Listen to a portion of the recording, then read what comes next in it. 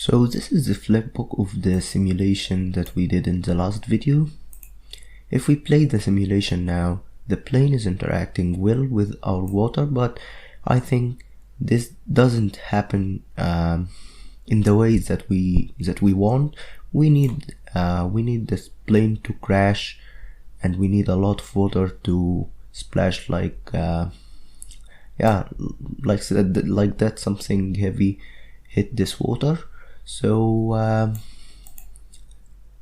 although that we have a proper collision geometry, there is still something that we should do in order to get a proper collision, and this thing is just measuring the velocity of the plane and add it to our collision data in order for Houdini to calculate the collision well, and this will cause our plane to crash heavily because Houdini will take the velocity into consideration and will calculate the collision based on the velocity. So if your object is faster, or as long as your object is faster, you will have a more strong collision.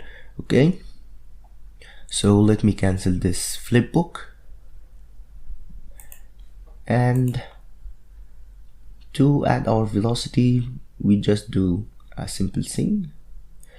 Notice that we have moved to Houdini 18, and everything that I have discussed in the last videos, it's the same. They are all the same in Houdini 18 and Houdini 17.5. So it doesn't matter if you use Houdini 18 or Houdini 17.5. There is no difference, as we have at least at the things we have discussed in the last videos. For these two options here and this option, they are still the same and no change happened. Okay, so we are going to enter here. We need to add our velocity, so we will add a trail node, and in the result type I will change it into compute velocity. Okay, and velocity approximation, I'm going to make it central difference because this will compute velocity in a more accurate way than the backward difference.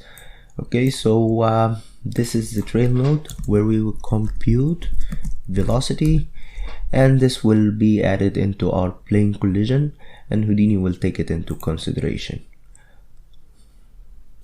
Then here in this flip tank object, I will just decrease the particle separation in order to get a relatively high number of particles, because I want my simulation to be in a higher resolution. So here we go. I'll change this into 0.3, and we'll discuss a lot about particle separation and resolution in the next video. But let me add a flipbook and then return to you. So here is my flipbook.